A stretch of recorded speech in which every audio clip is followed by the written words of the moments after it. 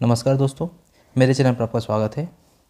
आज इस वीडियो में हम जानेंगे कि अभी हाल ही में प्रमोशन का दौर चल रहा है। ऐसे में जब एक पद से दूसरे पद में पदोन्नति होती है और एक ग्रेड पे से दूसरे ग्रेड पे में पदोन्नति होती है तो वेतन का निर्धारण किस प्रकार से किया जाता है, इस वीडियो में जानेंगे। वीडियो के अंत तक आप पूरी तरह समझ जाएंगे कि 7वें वेतनमान में पूरा कैलकुलेशन किस प्रकार से होगा। चैनल पर पहली बार आए हैं तो चैनल को ज़रूर सब्सक्राइब करें। वीडियो पसंद आए तो वीडियो को लाइक कीजिए। देखिए, 7वें वेतनमान में जो भी हाल ही में चल रहा है, इसके हिसाब से वेतन की गणना पे मैट्रिक्स टेबल के आधार पर की जाती है। पे मैट्रिक्स टेबल में क्या क्या चीज़ होती हैं, वैसे तो मैक्सिमम लोग ये जानते होंगे, फिर भी जो नहीं जानते उनके लिए मैं इसको जूम करके बता देता हूँ कि पे मैट्रिक्स टेबल के अंदर पे बैंड होता है 4,440 से 7,440। पे बैंड में जो रहेगा उसके अंदर 1,300 और 1,400 ग्रेड पे आएंगे और इसमें एंट्री पे रहेगा 6,050, 6,260 और लेवल रहेंगे और इंडेक्स रहेगा। ठीक है, और उसके अलावा ये फिटमेंट फैक्टर है। अब ये क्या होता है, जो ग्रेड पे होता है यह है छठे वेतनमान में चलता था और उसमें जो एंट्री पे होता है छठे वेतनमान का जो बेसिक होता था, जैसे कि मान लीजिए 1,300 ग्रेड पे की बात करें तो यहाँ पर जो छठे वेतनमान का बेसिक है वह 6,050 होता था। अब 7वें वेतनमान में इनने क्या किया, जो फिटमेंट फैक्टर है यहाँ पर 2.57 और जो उच्च पद है उसमें जैसे कि 3200 से अपन देख सकते हैं वो है 2.62। तो जो बेसिक है छठे वेतनमान का उसमें गुणा करने के बाद मतलब 2.57 लगभग 2.5 गुना करने के बाद जो है 7वें वेतनमान का जो है बेसिक का निर्धारण किया गया है। उदाहरण के लिए जैसे कि 6050 है, इसमें अगर 2.57 से अपन इंटू करेंगे तो 15,548 आएगा और जो अपनी जो टेबल है इसमें 15,548 को इसमें 15,550 के रूप में 15,500 के रूप में इसको कैलकुलेट किया गया है। ठीक है, अब जो लेवल है, जैसे जैसे व्यक्ति उच्च पद पर जाता है, उच्च पद पर पदोन्नत होता जाता है, उसका लेवल बढ़ता जाता है। और उसके अलावा इसके अंदर जो इंडेक्स आपको दिख रहा होगा, इंडेक्स का मतलब ये है कि यदि मान लीजिए कोई व्यक्ति पे बैंड 9,300 से 34,800 में अगर मान लीजिए उसकी ज्वाइनिंग होती है 2,800 ग्रेड पे तो जो उसका फर्स्ट वाला जो है इंडेक्स 28,700, इसके अंदर जो है उसका बेसिक रहेगा।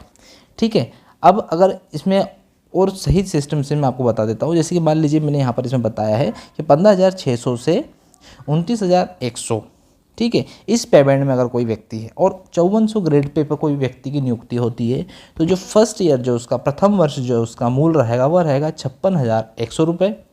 और उसके बाद जब उसका इंक्रीमेंट लगता है, परिवीक्षा खत्म हो जाती है, उसके 2 से 3 साल बाद लगता है, लेकिन ये बल्क में लग जाता है। द्वितीय वर्ष जो है इसका इंक्रीमेंट वह रहता है 57,800 और उसके बाद इस प्रकार से नीचे चलता जाता है। तृतीय वर्ष हो जाएगा 59,500। इस प्रकार से नीचे जो है इंक्रीमेंट उसके लगते जाते हैं। उसी प्रकार से 8वें वर्ष उसका जो है जो मूल बेसिक वेतन है वह हो जाएगा 69,000, 69,000 पैसे हो जाएगा। अब मान लीजिए कि 8 वर्ष के बाद उसका प्रमोशन हो जाता है 5400 ग्रेड पे। जनरली जो डीडीओ पावर होता है, सेकंड क्लास के जो पद होते हैं मैक्सिमम जो जिलाधिकारी होते हैं कार्यालय के मध्य प्रदेश शासन में, उनका 5400 ग्रेड पे ही होता है। अगर मान लीजिए उसका प्रमोशन होता है उन अधिकारी का फर्स्ट क्लास में 6600 ग्रेड पे में, तो वो देखते हैं कि फिर उसका निर्धारण कैसे होगा। अब देखिए, मान लीजिए जो 8वें वर्ष में वो था, पूर्व का उसका मूल वेतन 69,000 रुपये था, तो फिर क्या करेंगे, जब 6600 ग्रेड पे में उनको पदोन्नत करेंगे तो फिर क्या करेंगे, पहले एक इंक्रीमेंट लगाएंगे उसके अंदर, तो 69,000 से कितना हो जाएगा ये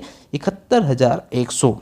फिर उसके बाद जिस ग्रेड पे में उसका उन्नयन हुआ है, पदोन्नत जिस व्यक्ति में जिस ग्रेड पे में हुआ है, वहाँ पर देखेंगे कि 71,100 या उससे जस्ट ऊपर वाला कौन सा अमाउंट आ रहा है। तो जब अपन 6600 वाले में देखेंगे तो ऊपर से आप देख रहे होंगे तीसरा वाला जो है 71,400। तो 71,400 जो है नया मूल वेतन उस व्यक्ति का हो जाएगा जिसका प्रमोशन हुआ है। अब उसके बाद 71,400 के बाद फिर क्या होगा, 71,400 उसका वेतन कैसे निकालेंगे वे भी इसे ज़्यादातर लोगों को पता होगा, फिर भी मैं कैलकुलेशन मैंने उसमें बता दिया है कि जो वेतन का जो फॉर्मूला होता है वो होता है मूल वेतन प्लस मूल वेतन में महंगाई भत्ता माइनस एनपीएस या जीपीएफ जो भी आपका कटता हो, प्लस मकान किराया भत्ता माइनस जीआईएस माइनस पीटी, मतलब जनरल इंश्योरेंस होगा ये स्कीम, और प्रोफेशनल टैक्स हो गया, और एनपीएस जो है न्यू पेंशन स्कीम है ठीक है। और उसके अलावा ये जो ओल्ड पेंशन स्कीम है जीपीएफ। अब वेतन जो है, वेतन कैसे कैलकुलेट किया, मूल वेतन अपन ने ले लिया, प्लस इसके बाद अपन ने मूल वेतन का 58%, अभी वर्तमान में जो महंगाई भत्ता 58% चल रहा है एमपी स्टेट गवर्नमेंट का, माइनस जो बेसिक और महंगाई भत्ता है उसको कैलकुलेट करने के बाद एनपीएस के हिसाब से बता रहा हूँ, तो उसका जो 10% है 11,281 वो है आपका कटौती हो जाएगी इसमें, प्लस आपका एचआरए मकान किराया भत्ता वो है आपका, इसमें मकान किराया भत्ता है वो 3 प्रकार से चल रहा है। अभी 5% चल रहा है छोटे शहरों के लिए, बड़े शहरों के लिए 7% चल रहा है, और जो महानगर है, बड़े शहर हैं सबसे ज़्यादा, तो उनमें जो है 10% चल रहा है। तो नॉर्मल जो कॉमन अभी है छोटे शहरों के लिए, तो मैं 5% इसमें कैलकुलेट करके 5% ऐड कर दिया। उसके बाद जीआईएस से ये 2400 रुपये कटता है साल भर का, और पर मंथ के हिसाब से 200 रुपये इसका काट लिया जाता है। और प्रोफेशनल टैक्स है ये 2500 रुपये कटता है, तो उसको 208 के हिसाब से जो है अपन ने काट लेते हैं, और अंत में जो बाकी अमाउंट बचता है 212 रुपये से करके उसको टोटल 2500 रुपये का उसका डिडक्शन साल भर के हिसाब से कर देते हैं। इस प्रकार से पूरा कैलकुलेशन के बाद यदि ऐसा व्यक्ति जिसका मूल वेतन पहले 5400 ग्रेड पे में था, अब उसकी जो सैलरी है वह है 1,04,693 रुपये हो जाएगी। आई होप प्रमोशन होने के बाद सैलरी किस प्रकार से बढ़ती है ये आप समझ गए होंगे। अगर आपको वीडियो अच्छा लगा हो, वीडियो इन्फॉर्मेटिव लगा हो, तो वीडियो को लाइक कीजिए, चैनल को सब्सक्राइब कीजिए तथा अपने सहकर्मियों के साथ शेयर कीजिए। धन्यवाद।